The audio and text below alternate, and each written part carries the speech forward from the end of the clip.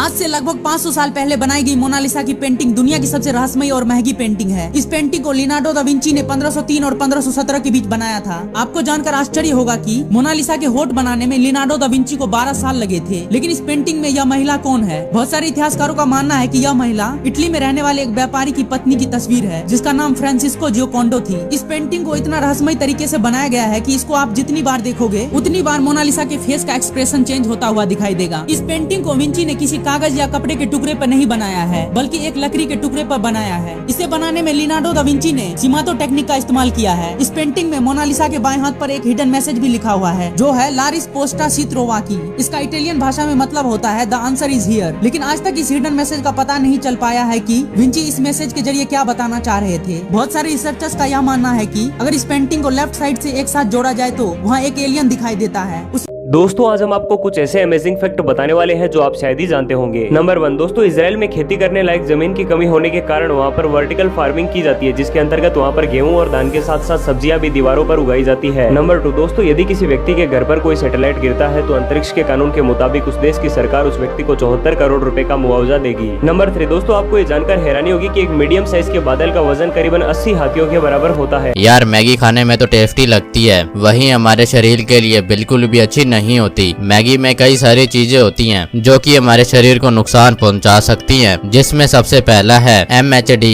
इससे ही मैगी को अपना आइकॉनिक टेस्ट मिलता है, लेकिन ये हमारी बॉडी के लिए बहुत खराब होता है। इसी के साथ मैगी में बहुत सोडियम भी होता है और उसमें न्यूट्रिशन कुछ भी नहीं होता। अगर आप कभी कभार टेस्ट के लिए खाते हो तो वो बात अलग है, लेकिन आप रोजाना इसे खा रहे हो तो इस आदत को पूरी तरीके से छोड़ देना चाहिए। इससे आपकी बॉडी स्लगिश हो जाएगी और आपको बार बार प्यास लगेगी और आपकी बॉडी में न्यूट्रिशन की कमी होगी और इंडाइजेशन जैसे और भी नुकसान हो सकते हैं। और बाथरूम जाने के लिए पिंकी फिंगर यानी कि हम छोटी उंगली ही क्यों दिखाते हैं और कोई फिंगर क्यों नहीं? क्या कभी आपने ये सोचा है इसका मतलब क्या है? इस बात का जवाब आपको हिंदी शास्त्रों में मिल जाएगा। हमारी हाथ की उंगलियां कुछ ना कुछ दिखाती हैं और सबसे छोटी उंगली जल यानी कि पानी को दर्शाती है, और इसीलिए बाकी सारी उंगलियों को फोल्ड करके सिर्फ हम सबसे छोटी उंगली को ही खड़ा करते हैं। ऐसी ही औसम वीडियोस को देखने के लिए चैनल को जरूर सब्सक्राइब करना।